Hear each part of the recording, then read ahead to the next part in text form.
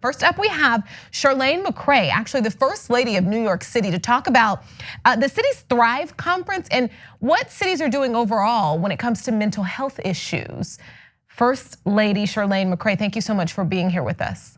Hello, Brooke. I'm glad to be here. I am incredibly glad to talk to you. For our viewers, can you explain what Cities Thrive?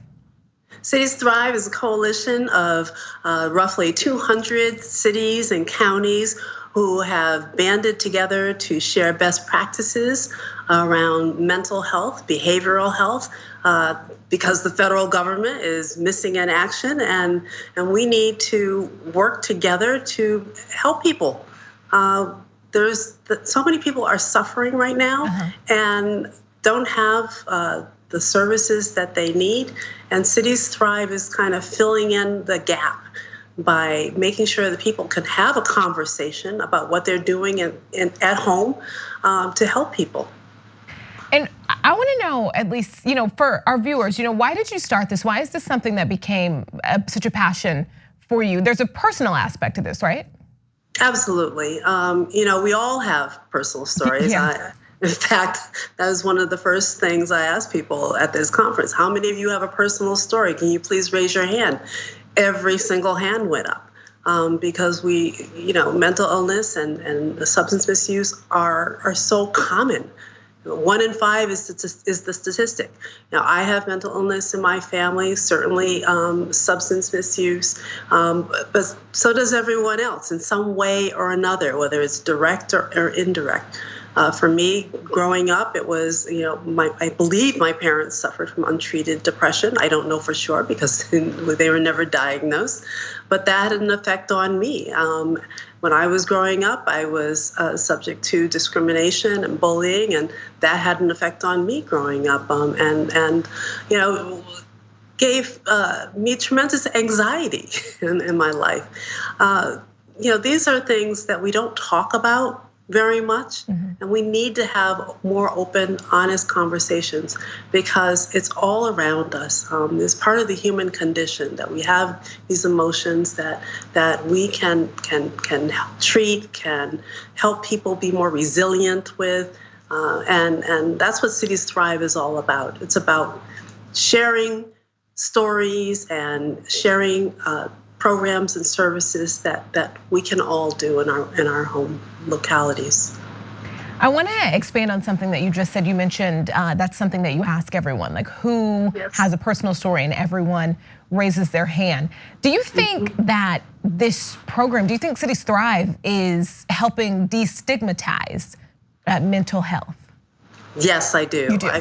In fact, we held our first conference in 2016, and people were just so happy to be in the same room with one another, talking about something that we weren't having open conversations about. I've seen a dramatic difference from 2013 when we launched Thrive NYC to now, when we are seeing so many more people and celebrities and sports, athletes talking about their personal stories. It's amazing the change that is coming over our country. Well, let's talk a little bit more about the conference. So who was there? What do you think was accomplished? Well, first of all, I think that people left the conference with a tremendous sense of hope. That because they heard so much about what was going on around the country. And we had roughly 80 cities and counties there, from places like New Hampshire, Colorado, San Francisco, Toronto. We even had someone from London, Jackie Dyer, who was fantastic, did an amazing presentation. And everyone shared their stories of their own personal struggles and what they were doing at home, what they were doing in local government to change the way people see mental illness, the way people treat mental illness and substance misuse in a way that's positive, in a way that is affirming. I think I saw it reported that nearly, 150,000 people, it says it have been helped so far just this year. with their mental health issues. Is that number right? That's a lot of people. Well, that's probably a drop in the bucket, actually. Yeah. When you hear the number 1 in 5 people are suffering, then there are a lot of people out there who need help. We have a helpline in New York City that we've received more than 770,000 calls over the last 3 years. That's a lot of people. Yeah. What would you say? I think the biggest issue. What would you say the biggest issue is when it comes to people getting the help they need? The biggest issue is stigma.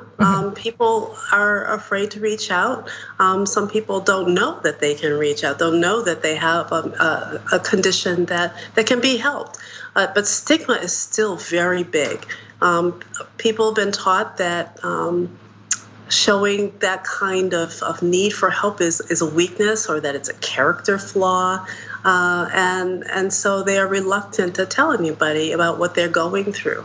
We have a lot of work to do still in this area, so we encourage people to share their stories, especially people in positions of power, people, leaders, athletes, celebrities. Tell your stories, because we know that when people share their stories, it makes it easier for other people to share what they're going through or to reach out for help. Something I hear a lot, something I think a lot of people across the country are always talking about, a need for an overhaul of how emergency crews respond to people dealing with severe mental health issues. How important do you think that is? Oh, yes, we have a lot of work to do. Yeah. We have to do a lot of retraining so that our front-facing public response units, whether they're police officers or firefighters, or that people are trained in crisis intervention, that people are sensitive to what someone who may be having a psychotic episode or a psychotic break, what they're feeling, and how to treat them with sensitivity and not re-traumatize them in the process. Absolutely. What have you heard as far as other cities across the globe?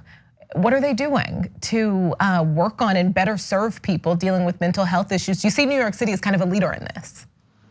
We are a leader in this, and we are sharing everything that we do because we want, first of all, we learn from others. And we want people to learn from us as well.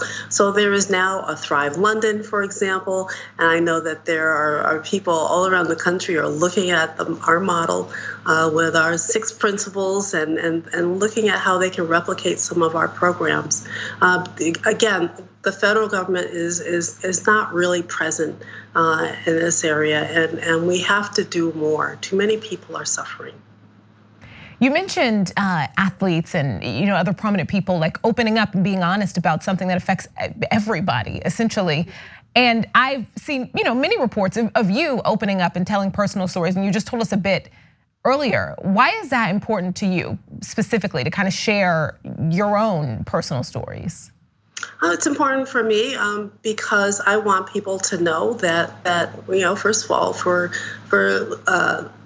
those who look like me, little girls, little boys, other folks who would be reluctant to share their story for fear of stigma, that they'll be encouraged. So if I can share my story, if I can, and other people will feel like they can as well.